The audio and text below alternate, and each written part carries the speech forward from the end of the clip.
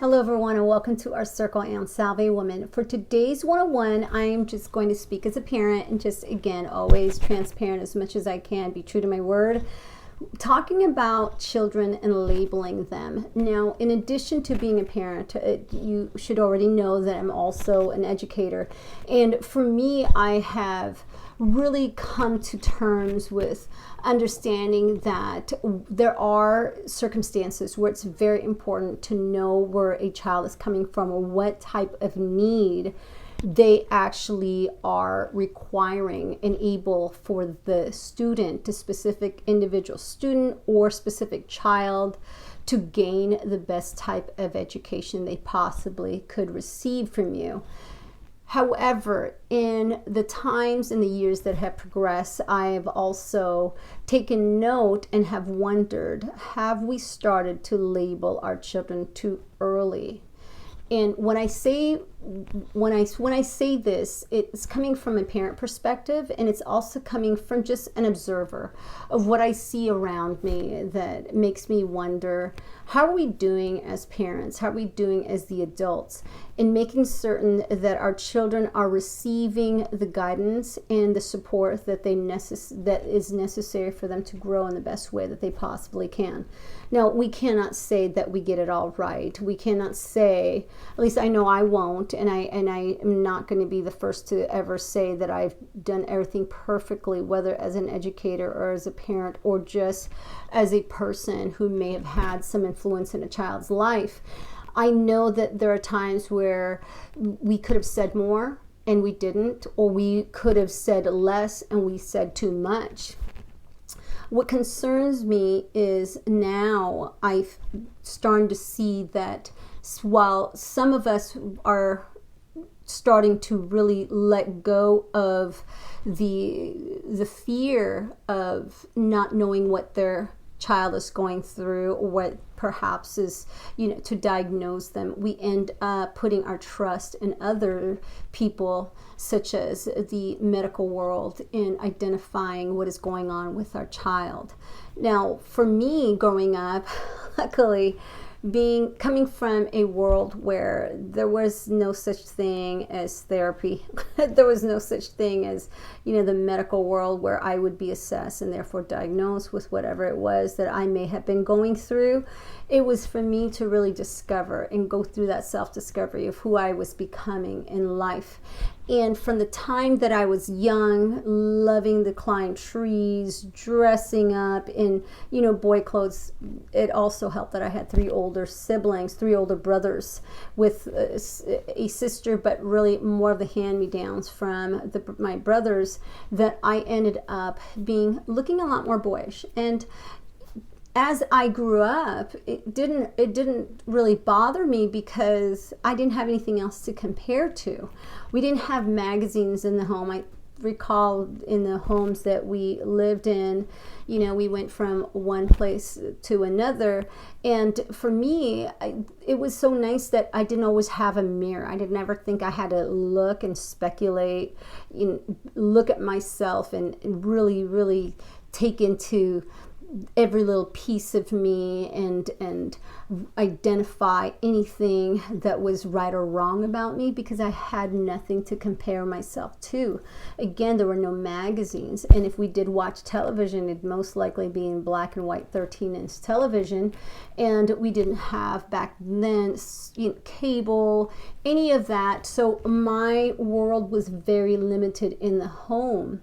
Additionally, when I went to school, luckily for me, being in the public school system, I was exposed to what was my surrounding. And they perhaps lived that very same life where we didn't have to look that far away to really identify who we were becoming. If I had hand-me-downs, it helped that others did too. And for those who had nicer clothes, I didn't think of myself as needing to ask my parents, because of the fact that it wouldn't be something that my heart would dare even ask for, knowing that my parents were going through financial hardships just to make it with 5 children. So for me, my discovery in who I was becoming becoming had a lot to do with what I was looking at and what I was hearing and listening to. And so as I grew up, and liking to climb trees very little, and then as I progressively went into then junior high, so there were times where I shaved my head to the, on the one side. I colored my hair most of the time with peroxide or sun-in or whatever it was that we could afford ourselves to actually become and discover and just journey through. It wasn't anywhere where I had to go ahead and go into visit some type of a medical world and get any advice where I was told I was this or that.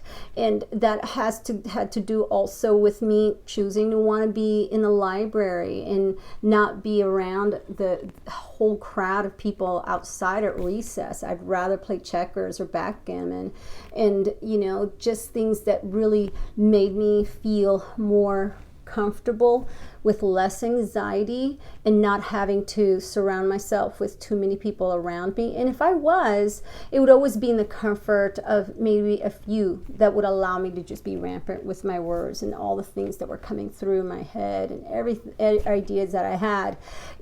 All my life, I feel that it's always been this selfishness in me where I felt like I've always had a lot to say, and I don't mean to be rude. I don't mean to be a little taking conversations for hostage, but I always felt like when people are around, I've always had this energy to really share what was going through in my mind that I felt like I've always wanted to share with others and just get it out, because I felt that would also be rewarding for them to get any type of information from me.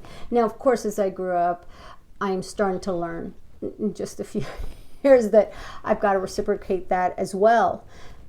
But there was never any diagnosis for me to say that I was anything different or that there was a problem. And so I had the confidence to grow up to become who I was. I have to think, however, in all the many types of terms that are being thrown out there at such early ages, my heart goes out and makes me wonder, is this too early? Are we starting to label our children so early that we haven't even taken the time to really get them to journey who they truly are and who they want to be? Are we so quick to just trust what others are maybe saying about our child? And are we so quick to just be fickle about it or just condone whatever it is, that anybody else is stating? And are we quick to just jump in and just side with whatever people are speculating? And they very much could be true. And there's no judgment there.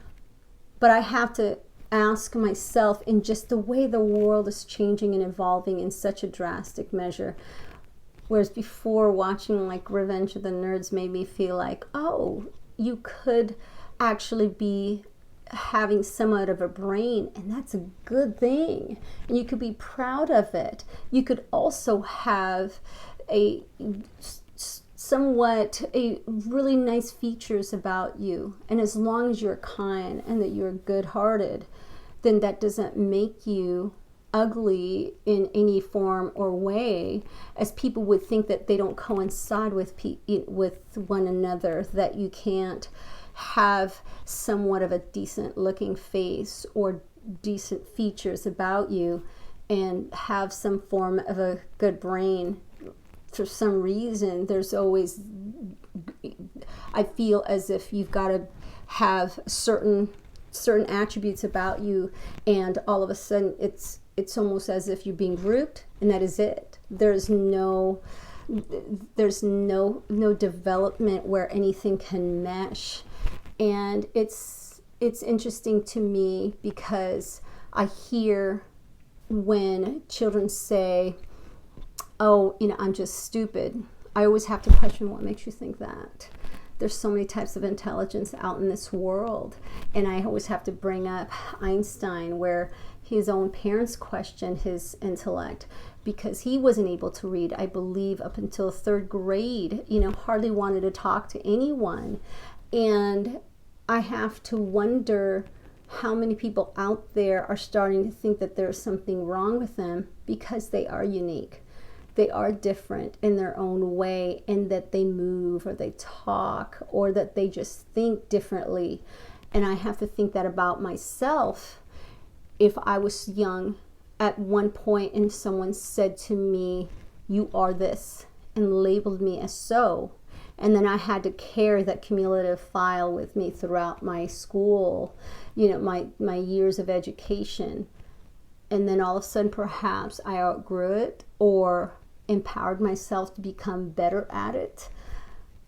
How does that all of a sudden change it into a positive if someone was to see it as a negative? And in the same way, just because someone is seen as better than someone else, looking at this in a different angle or different vantage point, how do you go about taking away that pressure? Where if a person just wants to kind of let go and ease up a bit, how is it that they cannot? And all of a sudden they have to continue on such labels that we give to one another, in thinking that that would help the person push them in the direction that they should pursue because they were labeled so early. So I say this, and I will end it here shortly, in just thinking that the world, yes, has many, many things evolving in the right direction. Technology is evolving so quickly, and so many things are being thrown out there where we're able to sit and contemplate on what is happening in this world and how people are becoming and how they are interacting with whatever it is that perhaps we overlooked and that we need to look a little bit deeper in.